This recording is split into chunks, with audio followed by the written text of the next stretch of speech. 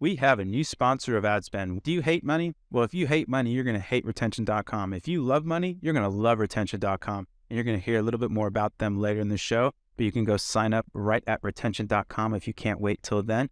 Enjoy the episode of Ad Spend exclusively on the Triple Whale Network.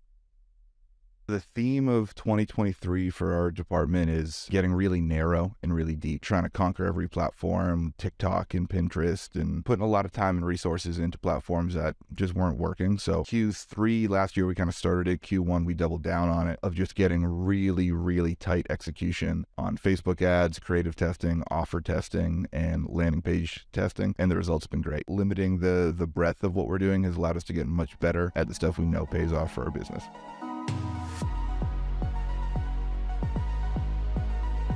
All right, folks, welcome back to another episode of your favorite D2C podcast, Ad Spend. As always, I'm joined with my wonderful, handsome, incredibly awesome, also in Walmart now, Ashvin Walwani. Ashvin, how you doing, my man? Oh, man, I'm doing fantastic. How are you? I'm fantastic. It sees you paid your internet bills this month, so We're back and running now. we're back and running. And I buried the lead. The best jort wearer on this side of the Mississippi, the watch slinger, the marketing maven, Nate Lagas. Nate, welcome to the show. What's up, guys? Last time when we see each other was Whaley's last time when I haven't seen you in a minute. Yeah, a few months. It's amazing. Life's good, man. Q1 wrapped up really strong. Q2's been off to a busy and kind of hectic start. But it's good, man. Right now we're just getting ready for Father's Day. We're going to jump into a bunch of stuff. You have a bunch of really cool warm takes, which is kind of like a great moniker there. But when you sit down, and I'm just going to dive right in and we can jump across all these amazing things. But when you sit down and are you planning in quarters? Are you planning in year? How are you thinking about your marketing strategy for either Original Grain, a client? Like, take us through kind of that thought process. Because I know a lot of people out there, I wouldn't say struggle, that's probably too hard of a word, but they're kind of palpitating the elephant. They're like, okay, cool, I get this client, and now what? Do I look in months? Do I look in quarters? Do I look in a year? Like, give me some color there. How do you think of acquisition? So with Original Grains, my full-time job, I'm the head of marketing there. It's easy to plan, 12, 18, 24 months in the future. Oh, beautiful. Especially for watches, because our lead time to create new products is a long one. So like our product roadmap for this year is done. It's wrapping up for the first half of next year already. So product is mapped out, well ahead of time. And then I combine that with our seasonal moments of, Valentine's Day, Father's Day, and Christmas to create pretty detailed forecasts on a quarterly basis. So, today is April 20th. Happy 420 to those who celebrate. Happy holidays. But I've got a spreadsheet for all of Q2 with exactly how much money I'm supposed to spend on ads today, exactly the amount of revenue that should bring in, the earnings contribution it should bring in. So we get pretty detailed on a quarterly basis. Love that. If you're consulting, doing whatever for your clients, it's always tough. I don't like to plan out further than whatever the term is you guys agreed to do the deal. That's a fair point. I think all of us probably early in our careers got our first or second consulting client, we're pumped about it and planned out 18 months for them and wrote out the whole roadmap and gave it to them. And they said, all right, thanks. Have a good one. So I wouldn't recommend that. How'd you get started over at Original Grain? I actually don't even know the origin story. How'd you guys link up? Twitter, believe it or not. What's the bird at? So Solves all. It's crazy, man. I was the chief marketing officer of a company called Dugout Mugs. I became a CMO at 24 years old and immediately was panicked of like, what the heck am I doing? Like, I don't know if I belong here. Like, I think there are people in this industry way smarter than me and better than me. So I hopped on Twitter and I followed everyone with CMO in their bio. Oh, that's smart. And was like, let's try to learn here. And, after a 2-year really successful run there, it's time for a new chapter. So I quit my job, and that morning I tweeted, hey, I quit my job. I'm looking for work. Hit me up. I put my phone down. I panic cried for about an hour. I hit the golf course. And when I got back to my phone, I had a bunch of DMs and job offers already. And one of them was from OG. Let's go. That's amazing. Let's get into some tactics. So what are you seeing? What worked in Q1 for you guys? What was something that you thought was going to work that didn't? And then I'll quit rambling here and we'll get Mwani to dive in. But yeah, take us through kind of some of your successes and some of the opportunities to grow for your Q1, what you saw in the market. So the theme of 2023 for our department is getting really narrow and really deep. Last year we were trying to conquer every platform, TikTok and Pinterest, and putting a lot of time and resources into platforms that just weren't working. So Q3 last year we kind of started it. Q1 we doubled down on it, of just getting really, really tight execution on Facebook ads, creative testing, offer testing, and landing page testing. And the results have been great.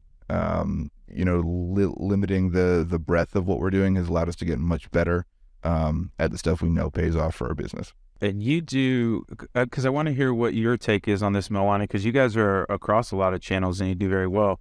You do some really cool stuff with YouTube as well, Nate, where it's kind of, give us some color there, because it's kind of like not necessarily like direct ad spend, but it is ad spend, right? Like it's a deployment, just a different way. Yeah, so we sponsor a lot of niche YouTube creators. Something I've been doing for a couple years, back to my days at Dugout. I did deals with, Barstool and John Boy and like some of those big media networks.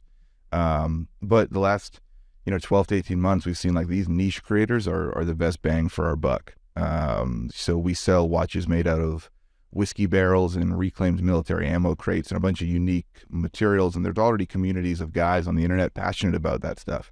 So we just find where they're at, agree to a deal with the creator. And to date, it's been our single highest ROAS channel. Now, it's not as scalable as Facebook or Google or, a lot of the other stuff we do. But, for us, if we can stack 6 figures a quarter of extremely profitable revenue, that's meaningful to us. I know we even connected in the past talking about, how to utilize like YouTube influencers and finding these creators. I think what would be really interesting is because like the media buying piece of it, Facebook ads, TikTok ads is like solid, but what people fail to do is really introduce some real top of the funnel traffic to the brand. And I think you guys have nailed it, especially with these micro influencers. So maybe take us through like, what does that look like? How do you even find these people, right? How do you know that they're the right person to even work with? Because I myself find myself struggling like, all right, there's this like influencer who's got like 20,000 followers, but asking for the world, right? Like, how do you sort through this like mess and like navigate and find like the real winners here? So a couple easy things for us to kind of qualify people. We don't care about Instagram, TikTok followers, engagement, or anything. All we want to see is the average YouTube views of their last 10 videos. That's kind of like our guiding source of like, hey, is this worth anything to us? From there, we kind of let their content do the targeting. I don't really care about demographic info for our brand. Like, it doesn't really matter. We've got 18-year-olds to 65-year-old dudes wearing our watches. So it's more about kind of like that interest-based targeting that's done by that creator's content. From there, we're lucky enough at this point to have past data of, what types of audience perform well for us, and tracking, how many views it's getting, how much revenue it's generating. That kind of gives you a nice guide of, what audience might be worth a certain amount to you. But starting out, like I always say, like, let's start small, agree to 2 or 3 videos with a small creator, wait 30 days, see how it goes. I've made the mistakes of biting off, big deals that we shouldn't have because I had a gut feeling about it. And it didn't pay off. So I like to start small where you can, and scale up as long as performance dictates. So what do these like campaigns actually look like? Are they I guess mid-rolls where they're like, oh, this video is brought to you by, or is it like in this video they're talking about the product, or is the video entirely about the product, right? So what does that look like? Yeah, so the video is never about us. I like to sponsor videos that their audience will like, and we either do pre or mid-roll ads. I like the ads to be baked in, so not pre-recorded. I think, viewers these days have gotten crazy good at detecting commercials, and they do the same thing that all of us do when commercials come on. They tune out, they go get a drink, they stop the show and work on something. So I like it to be baked in and as natural as possible. So somewhere I always mandate that it's in the first half of the video. They'll say, hey, and by the way, this episode's brought to you by Original Grain. They make this really cool watch. And if you use our discount code, whatever, you'll get the best deal anywhere you can find. And it's, quick 30 to 90-second ads. And they've been really good to us. And do you showcase like the product while like it's happening? Like, do they show it? Like, is there like a pre-made video? Like, what does that look like? Yeah, it varies by creator to creator. We ask them all to wear it during the video, so at least it's in sight the whole time. We've had content creators that shoot beautiful content, like that shoot better content of our watches than we had in the past. So it kind of varies with whatever they choose to shoot.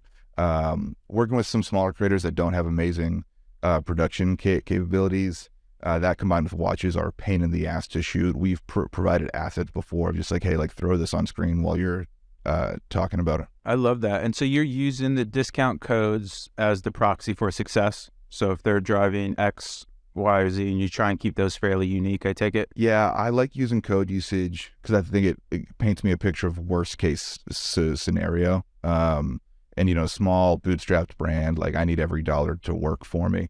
I can at least argue like, hey, at worst, this code was used 37 times for X dollars in revenue. And whether or not that works out for us is how I decide to do another deal with that creator. That's so interesting. Is it like are you valuing, I guess, placements on a CPM basis? Like how do you figure out what the right like cost structure is here? So we measure at the end of 30 days from when the video was posted, we take a look at total views from that video and total revenue from that video. We figure out the CPM and we also figure out the RPM, so the revenue per 1,000 impressions. And I like to draw that 30-day mark because you got to draw it somewhere. I mean, we have videos that were posted a year ago that someone's still using their code for, and that's awesome. But I don't like to plan for that. So I draw the line at 30 days, take a view count, revenue count, and then use that data to judge what next deal might be good for me. So like I know, guys that go on YouTube and watch videos about whiskey and bourbon, on average, that audience is worth like $85 RPM to me. So now when I'm interviewing a new whiskey creator that we haven't worked with before, I use that as like, okay, that's what I can reasonably expect this guy's audience to generate. His last 10 videos have averaged 20,000 views. I'm not good at math on the spot, but I'll figure out what that video is probably worth to me. And then agree to a deal that makes sense for what our performance metrics are. So I would imagine it's CPM first and then RPM if you want to continue the deal. Yeah. I dig that.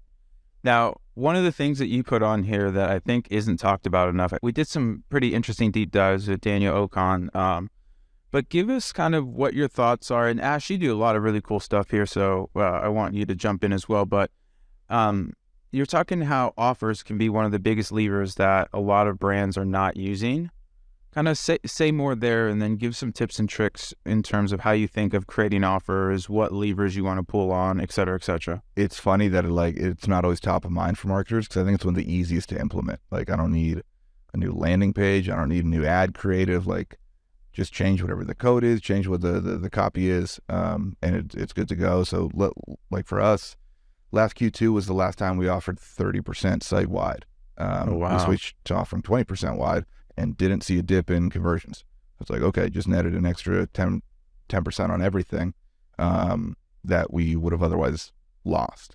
That's a simple one. We've also done ones like you can now buy a watch on our site and get a free matching wedding band, which margin-wise is a lot better for us than giving 20% off the watch.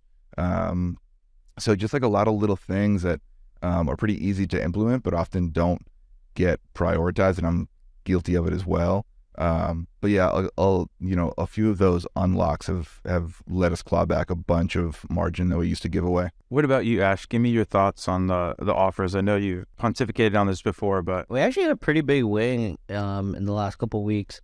As like summer's like kind of hitting us, right? It's typically our like slowest time. So I've been super heavy on testing. Like, all right, how do I increase AOV as our cost is going to go up? Like, how do I offset that, right?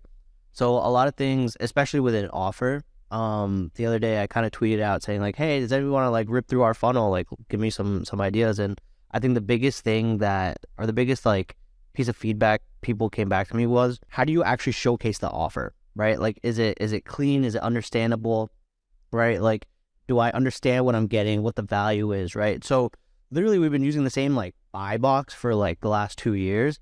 And so we had our dev kind of like recreate something a little bit more cleaner and a little bit more like easier to read, things like that. And it's the same offer, right? It's just easier to understand. And there was like a 10 to 15% bump there, right? So now we're like, okay, how do we keep, testing these things? And honestly, this is going to sound insane, right? One of the best things we probably did was, so on our landing pages, we have like the 1 bottle, the 3 bottle, the 6 bottle, right? I've never tested this before. I don't know why I haven't, because people have talked about price anchoring. I swapped the 1 month and the 6 month. The conversion rate increased. The AOV bumped by $15 from 70 to 90 to 85, almost 90. So almost a $20 bump just by swapping it. And I think the main reason is because people are coming in, they're expecting this offer, right? They see on the ad, like, get 3 free gifts up to 40% off. Come to the landing page, they're like, oh, the deal's right here, but where is it? And they come down and they scroll down and they see the 1 bottle and there's no deal on it. I think that's what causes the drop off. But you're like, yeah, but scroll down a little bit more and it's up to 40% off, up to 3 free gifts. But if you just showcase that right away, you're price anchoring and you're showing the deal that you've been promising the whole time, right? So that's why we saw a major lift in conversion, major bump in AOV. And like literally overnight, our AOV went from $70 to $90. It was crazy. So I think testing the way that it looks like, it's massive. So testing the way it looks like and like showcasing it is such a big thing that people forget. It's also just as important as tweaking your headlines, moving certain, things around, or, your USPs in general, but like just making sure that offer box is like as optimized as possible can unlock huge potential. Man, I really, really like that. I was doing, as I do my random Instagram shopping, and I found there's a great guy. He was actually on our sister show, ROAS, named Oren, and he does all this really, like, he runs a product studio, just fantastic guy. And he always like surfaces like all these really cool things. I found this mirror that he posted. I was like, oh my God, that's an amazing mirror. I'm going to grab it for the apartment. I go to get it. Kind of expensive mirror, but that didn't really put me off. What put me off was the shipping was basically 2/3 of the mirror. And so kind of to land the plane here, it's when you think of these offers, and obviously I'm guessing there was definitely some like a luxury aggregator that is done kind of reselling the mirror. So it wasn't Saletti, the actual company. Anyways, the too long didn't read. If that 200, because the mirror was like $800 and the shipping was like $400. I was like, dude, I'm not paying $400 of shipping. Like, that's crazy. But the crazy thing is, if they would have actually shifted some of that price into, like, I guess what I'm trying to say here is the price didn't bother me. What bothered me was paying so much for shipping. And so if they would have shifted some of that price in shipping to the actual like product price, and it was like $800 for the mirror and then $200 to ship it versus $6 and $4, I'm literally paying the same amount of money, but I would have bought it. And so I think it's something really you need to keep, like, people don't see money, like money's fungible, where there's a dollar in your wallet and a dollar in my wallet. There's really no way to discern it outside the serial numbers.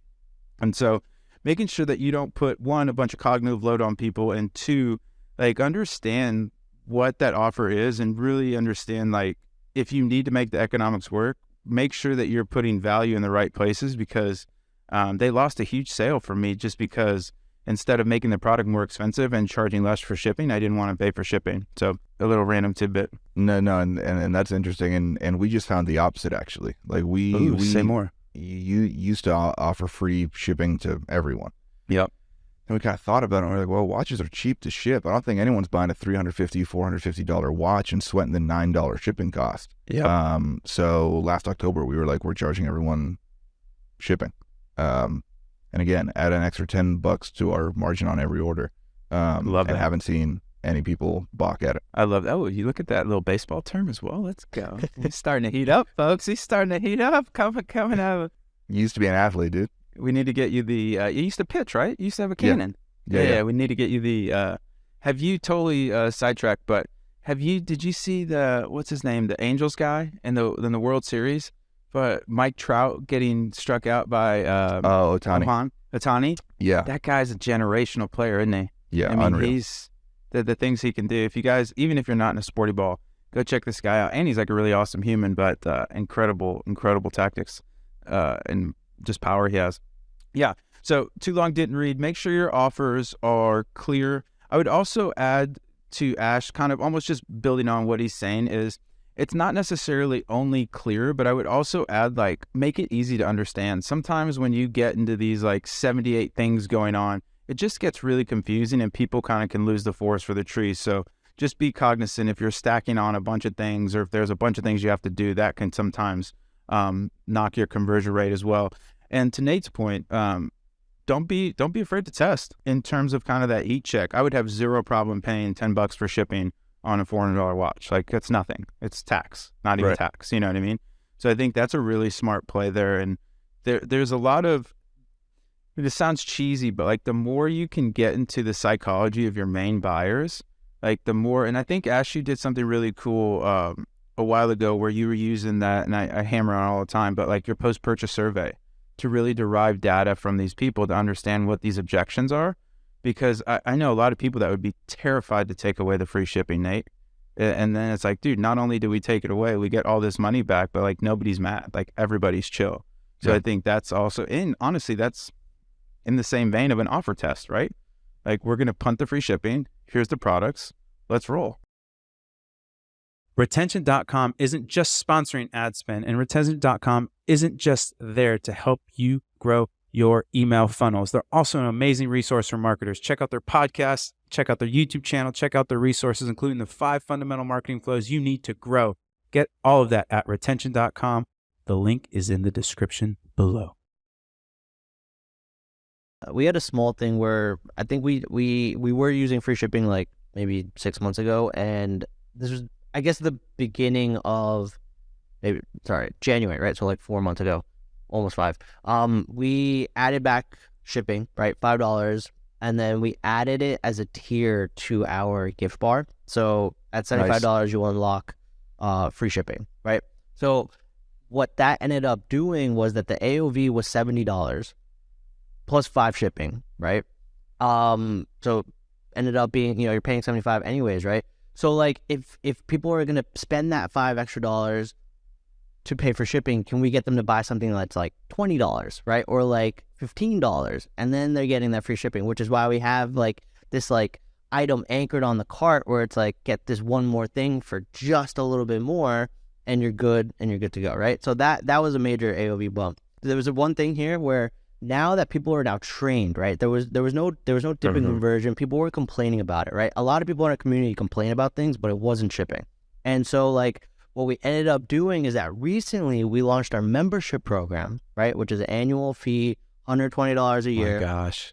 That includes free shipping, and that includes the discounts, and like everybody slammed that because they're like, oh, like I don't want to pay shipping every month because if I need 1 or 2 things, I'm paying shipping on it and I don't want to. But now if I know I'm going to buy throughout the year, $120 is nothing. It's like getting a Prime membership, and that like literally Prime. That's awesome. Yeah, exactly. So it was such a big move on our end, and nobody complained about it, which was great.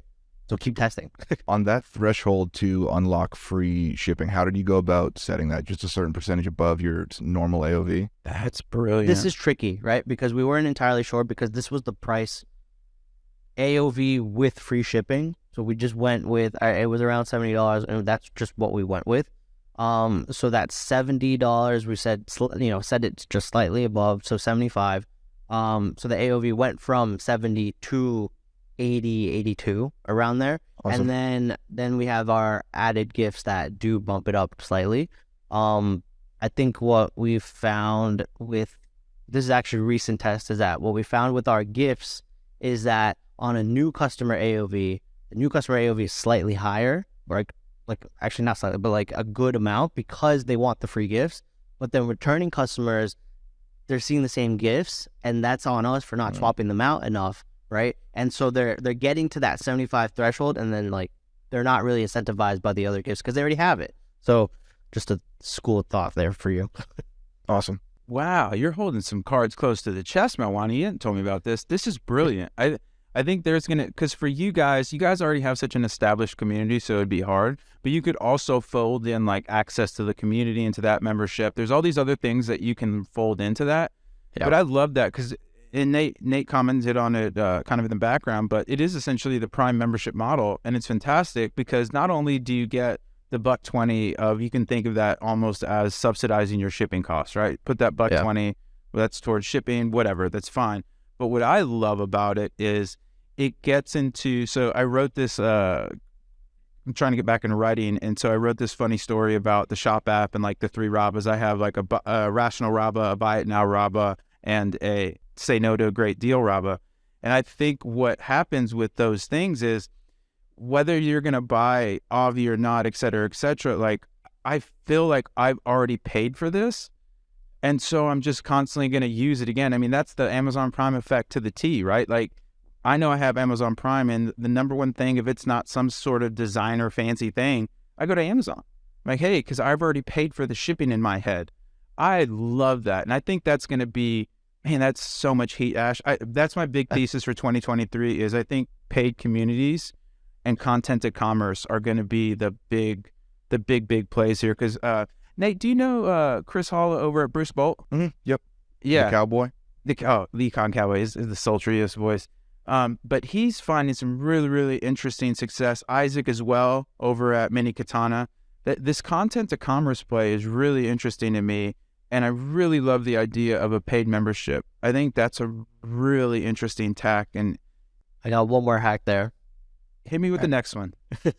So we launched memberships the same time we launched coffee, right? So I don't know if you guys saw, we launched a collagen coffee. Literally the grinds. Oh, that's awesome. Yeah. Coffee grinds with collagen in it. And so what we did was we launched it at the same time saying if you sign up for a membership, you'll get the coffee for free. Okay. Now on our end, the cogs are relatively low. It's just coffee grinds, right? Yeah. But on their value, the perceived value is like, all right, this is $20 bag of coffee, collagen in it. I pay this $120 annual membership. I'm getting free shipping, 25% off site-wide, access to deals, free coffee. Like that is like, it's a great deal and it nets so much for us.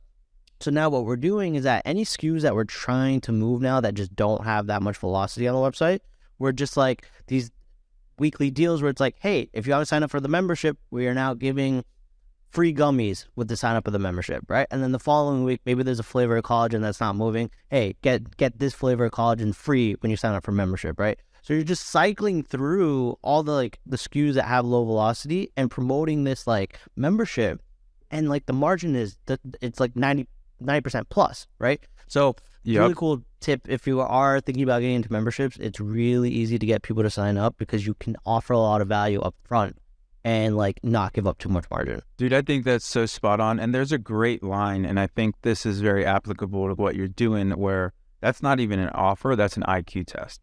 Like you have to be just such a preposterous person not to take that. Like there's literally no downside. I'm getting all this free value stuff. I'm actually getting a product, so there's instant gratification. I'm getting this like longevity where it's like this discount that I can use. I mean, I think that's brilliant, Ash. That's a strong offer. And there's, again, that there's this weird lock-in, right? Like people don't like to feel wasteful. And so even if I did get turned on to another collagen or something, I'm going to buy Avi because I've already paid for it. Like it's sheer brilliance. I love that. You are absolutely, we're sending you away, Lee. That's a brilliant. It's almost the like Apple model of like, hey, if you buy one of our things, you have to buy all of them because nothing else works with it. So like once you get that membership, it's like, hey, you're kind of in the cult now and you can't leave. Dude, that's such a good analogy because Apple really is a subscription service. Even though you're buying phones, it's like it's a subscription service where it's like I need access to iOS, I need access to all these things. And then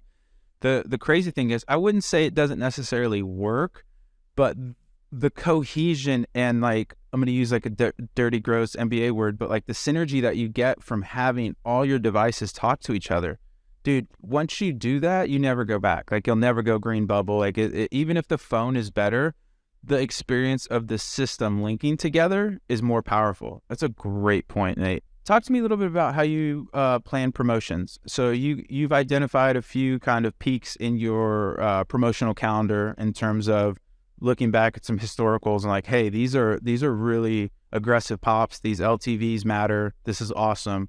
How do you then plan that out? Is it before, after? Like, talk me through kind of the holidays that you really target and how you think through those. Yeah, so the year starts off with a little small bump for Valentine's Day, Father's Day. I kind of call it like a mini Q4 for us. And then Q4 is obviously Q4 for us. But, our, we're predominantly a men's brand, but most of our customers are women because it's a highly gifted product. And it's the women who are buying for their husbands, dads, brothers, sons, etc. So really interesting consumer psychology there. We just had Sarah come in and do an audit of all of our she's great reviews and everything, and she gave us some gems. But so as far as how I go about planning that, I am in a unique spot where I need to market to both the gift buyer and the gift receiver. You guys know how it goes. You guys married, got girls, got guys, whatever. Milwani is You know how it goes. Birthday's coming up, Christmas is coming up, and she asks you, hey, what do you want? And you say, I don't know, for 3 weeks. And then you finally say something, or she chooses something on her own. So some horrible shirt that you're never going to wear, but you wear it anyways. Yeah. So I like to give myself just as much time as possible to make sure I'm touching both of those people multiple times. Pause. That makes sense. But we like to start our promotions early. Valentine's Day starts on January 1st. Father's Day starts on May 1st, which is before Mother's Day, which sometimes gets controversial in the Facebook ad comments. And then Christmas starts on November 1. I like to do that for that reason, especially for us. Like, we're a more highly considered purchase. It's not an impulse buy. It also lets me announce the sale to our existing customers early, which gives us a nice early bump in revenue. So I can kind of artificially spike ad spend without going over our, MER cost of sale targets. So leadership's happy with that. But that's been really helpful. Just giving ourselves more time, get more touch points across both the gift buyer and gift receiver. I really like that approach. Do you market? So marketing to the buyer, that makes sense, right? So like, get your significant other, whatever, watch for Father's Day, whatever, right? Now, actually marketing it to the receiver so that they can suggest, hey, this is what I want. Does your messaging change for that, or is it kind of business as usual? Yeah, messaging changes for sure. So when we're talking to the women, which I'm going to be stereotypical here, but most commonly the women buying for their guys, we want to let them know, like, hey, you're raising the gift giving bar. Make him think of you every time he checks the time. Give a gift he'll remember and be excited to wear every day. That's hot. Shout out to Sarah for all that. Bars. And then when we're talking to the guys, it's, guys want to feel confident. Guys want to feel like people are going to notice them and recognize them for having a nice watch.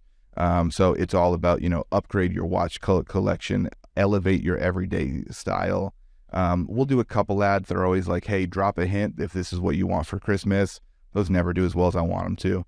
So we don't have to specifically tell the guys, like, hey, go tell your girl to get this for you.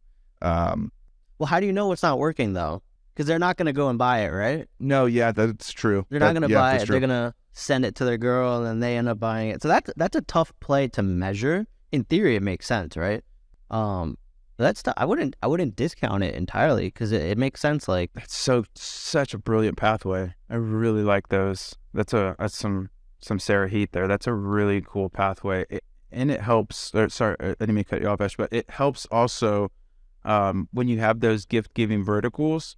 You can kind of start to flatten out your peaks and valleys a little bit, right? Because not only can you ride these gift givings out, but like if there is any sort of gift giving thing out there, or to your point, like depending on the returns you need to have, but now I'm understanding your philosophy of getting it in front of people, because once you get that watch in front of the right person, whether it's the receiver or the giver, ideally one of the others talking to each other, right? Where it's just like, oh, hey, babe, yeah, oh, I don't know what I want, but I really saw this cool watch, you know what I mean, that's made of whiskey barrels, and you know how I love my whiskey or whatever, and then that gets implanted, and then she goes to the site, and then now, like, things are kind of moving, and now she's in this targeting pool as well.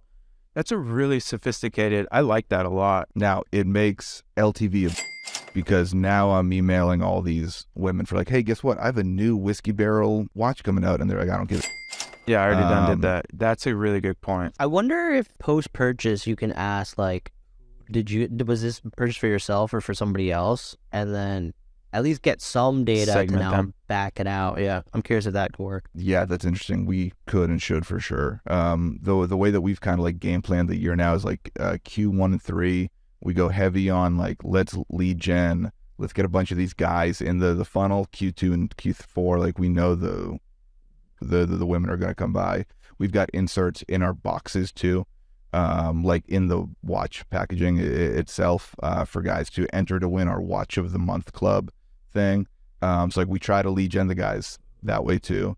But yeah, it's a delicate balance because like we need the women for Q2 and Q4, but those women most often aren't going to buy again. So it's a delicate balance. When you're thinking about promos, right, especially when it comes to Father's Day and like Christmas and stuff, right? So starting well in advance, right? So how do you tackle this? In like, what does the process look like in terms of like getting your creative done? Like, I guess landing pages, emails. So like, how does that whole process look if you're planning so far ahead? So we look at our forecast by SKU, because like our lead time for new POs is 90, 120 days. Like the products we're going to have for Q2 are the products we're going to have for Q2, and there's nothing I can do about it. Right. So then I kind of break down all that, and we create creative landing pages, emails, all based on like whatever percent that SKU is going to make up of our total revenue.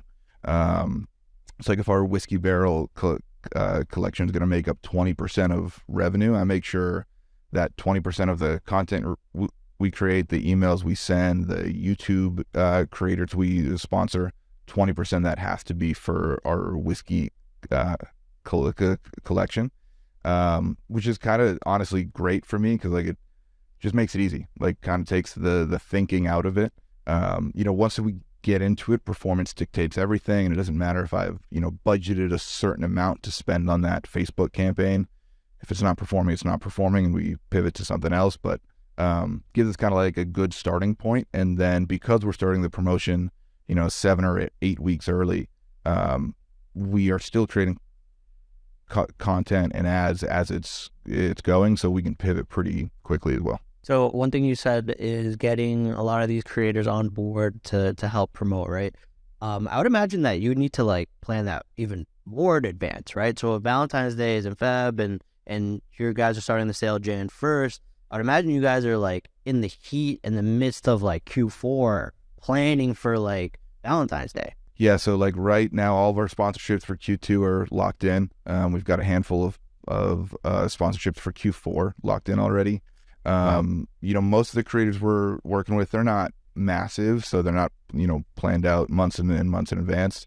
But yeah, we started outreach for Father's Day in February. Because, we got to go back and forth with them. Sometimes they've got agents. We got to send them the product. They got to film it. They get the ad approved. It's a much longer process than I can wake up on May 1st and launch some Facebook ads for Father's Day. So yeah, that's kind of the big downfall of that channel for us is it's a lot of work. It's not crazy scalable. But like I said, ROAS is super high. So it's part of our mix still. So the content that even these YouTubers create for you, whether it's like mid-rolls or whatever it is, do you ever use that content for ads on Meta? Yeah, we do. We ask for usage rights of content on every deal. About half the creators say no. But the ones we do work well. I kind of call it it's like UGC plus. Like it's better than a lot of this kind of like fake manufactured UGC out there because they are content creators, they're entertainers, they know how to make something look good on camera.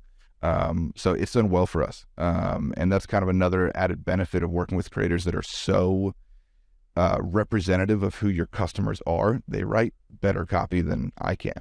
We had one last year. This whiskey enthusiast, he gets like 100,000 views every time he posts. Just sits there and drinks some whiskey and talks about it. He's living my dream. Dude, as YouTube creator, I missed that boat. But we did an ad with him, and he opened it up. He said, "The superficial flex lifestyle is supremely uninteresting to me, but this is interesting." And then like he gets into like the details of the watch and everything. For like a week, I changed all of our Facebook copy to that. I was like, that's it. I was like, that's the new brand guidelines for messaging. Amazing. So yeah, it's such a blessing to work with guys who like oftentimes are more representative of our customers than I am. And you know, kind of interacting with them and seeing how they talk about the product, using that, whether it's using their content directly or just incorporating it in copy, has helped a ton. What did you say you did to combat the LTV headwinds that you have where, significant other buys the watch, husband, partner, whoever is super, super happy with it. Now, how do you get more money from them, or do you just need to keep filling the bucket with new people? Couple things, definitely that. We got to be acquiring customers forever. We send a ton of emails, way more than our customers would like us to send, but opt-out rates are still super low, so we're going to keep sending. That's all that them. matters, yeah. We kind of treat Q1 and Q3 as a time to like fill up our bucket with the guys. So right now we're running a couple different offers or kind of like lead gen initiatives.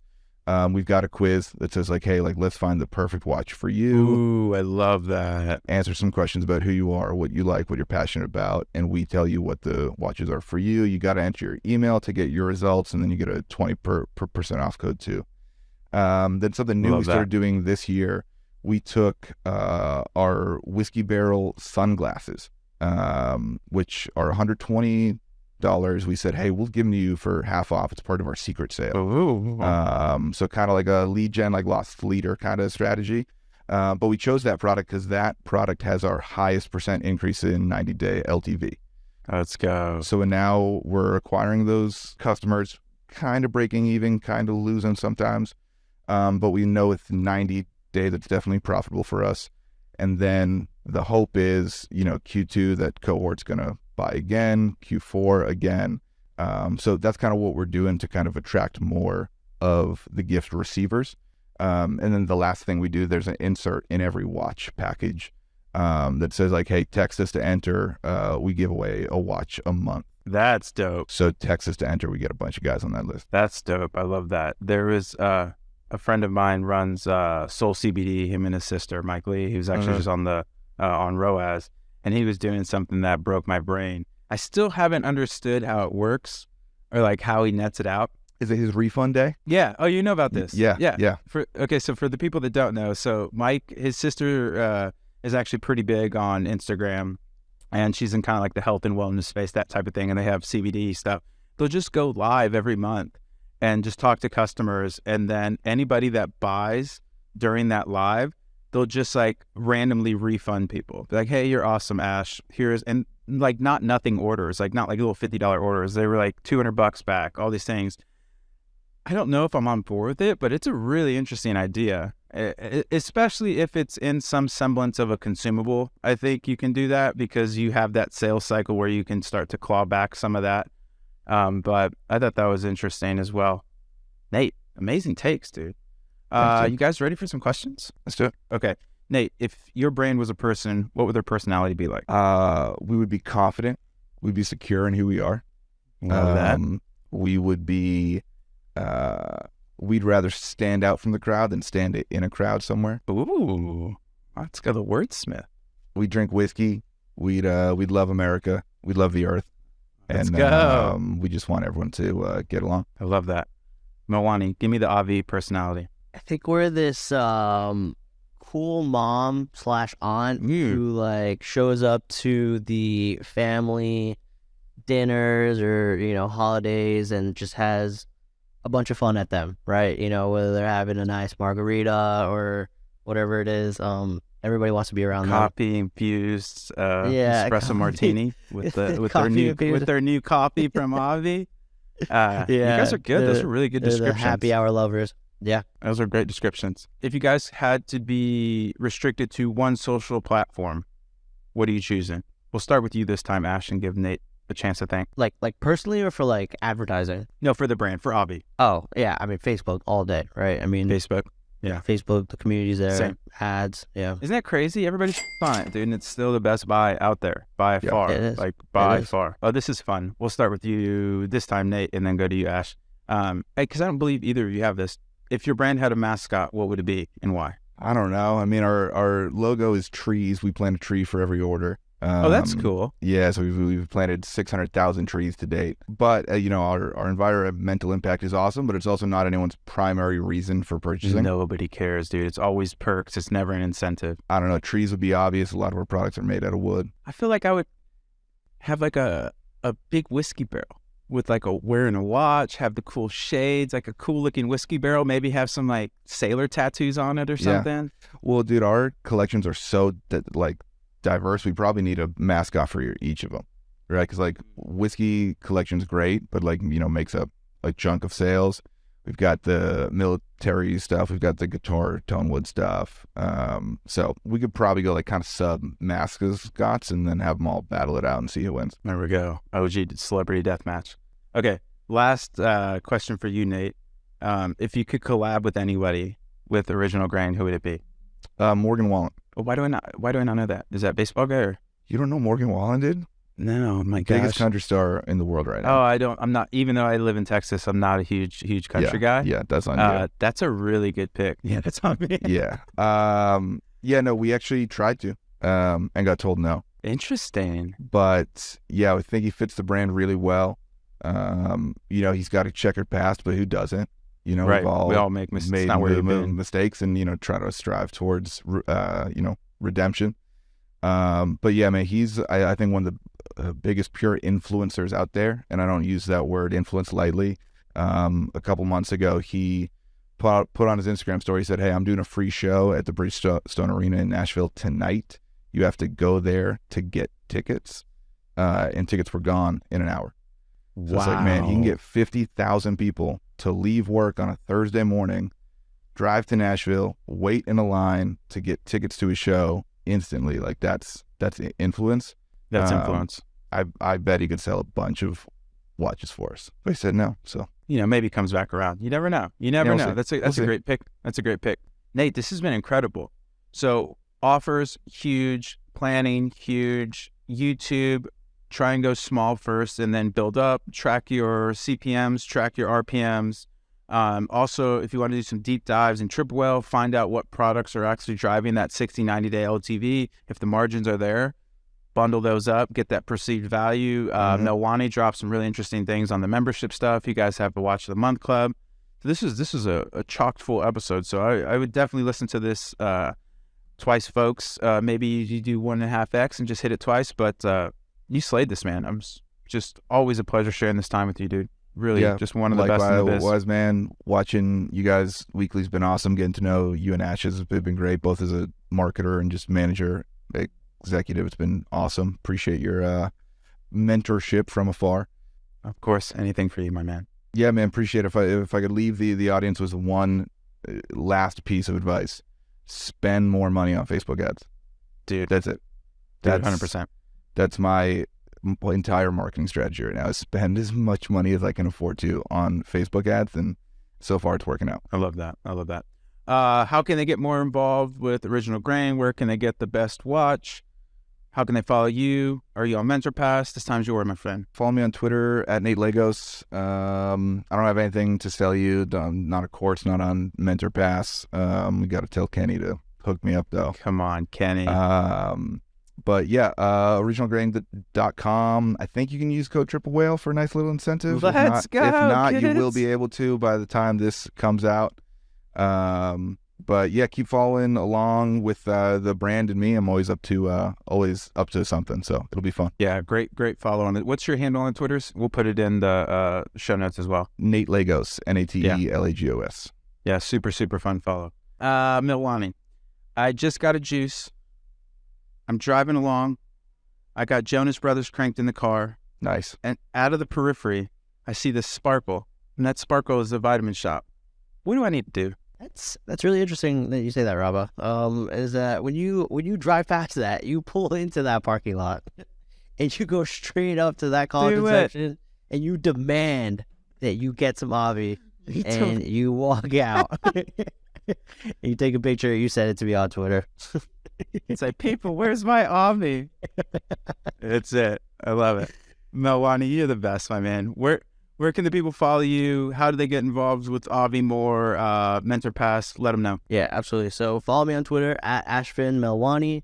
Tweeting out a bunch of stuff lately about media buying, some just templates that we've been dropping. If you want to use ChatGPT and doing some CRO testing, we have a lot of resources there. Chew on This season 1 is now a wrap. We just launched or dropped our final episode. Basically, things that we've learned and unlearned in 2022 that we're carrying into 23, and then season 2 starting soon. So keep an eye out for that. Love to see it. And that is chewonthis.io. Chewonthis.io. Chewonthis.io. Get over there, folks. He's doing some really, really incredible work. Nate, you're the man. I really appreciate you, dude. Thank you for coming out. We have a fantastic newsletter that goes out every Tuesday, Thursday called Whale Mail. You can subscribe right at triplewhale.com/whalemail. And then if you do want to start riding the lightning, using some analytics, using some attribution, figuring out what products to use for 60-day, 90-day LTV, go get you some Triple Whale. Get on the Whale app. It is triplewhale.com. You can grab a demo or you can sign up with Touchlist. Whatever you need, we got it for you. We got a bunch of really cool updates. We have one of the hacks right now, actually, a little pro tip. If you don't want to pay for GPT-4 Pro, just use Willy. It's actually a direct connect in there. So if you don't want to put some money down and you want to get more money out of your Triple Whale membership, you can actually just flick off the Triple Whale toggle and just use GPT-4 right in Triple Whale. And obviously we have a mobile app, so make sure to download that if you do have Triple Whale. You guys are amazing. This was great. This is one of my favorite episodes. I actually am going to go back and listen to this one. There's some absolute gems in here. And it's the perfect time because I think it's kind of a joke, but also reality that like the best marketers are made in the summer. Because there's just so many headwinds, dude. Like if you can make the summer work, it's like, all right, that's the premier marketing, and then the rest of the stuff is not easy mode, but you just have more tailwinds. So implement all these things from these two brilliant guys. They are awesome people. Go follow them on the Twitters. And that's it, folks. Oh, and make sure to subscribe. If you want to see us, we actually post these on YouTube if you want the visuals. And then if not, we're on any of your favorite podcast catchers. And then if you can leave a review, that'd be amazing. Oh, and then the last thing, Nate, I need a safe word. What's the safe word? We give out merch for anybody that listens to the end. If they send me this word, they will get some free whale merch. What you got for me? Can it be 4 or 5 words? Make a sentence. Make it simple-ish. What's the sentence? The moon landing was fake. That's so hard to remember. Is it though? Birds are not real. Is it? Is it? NASA lies. I don't know. You pick. We're going to go with wood grain, folks. With wood grain. And then we'll have a new sister podcast exploring all the conspiracy theories of why the birds aren't real. Look into it, bro. Look into it. Nate, you're amazing. Hit me up, wood grain on at Robert Rayhill on the Twitters or LinkedIn. Melwani, you're the best, my man. I really, you guys both came with the heat, man. This is really one of my favorite episodes, so thank you so much. And then go check out ROAS, our sister show. Go check out Chew on This, and then that's all we got. Thanks for stopping in. Again, Nate, you're the best. Appreciate you. Melwani, all the love. We'll see you guys on the flip. Bye-bye.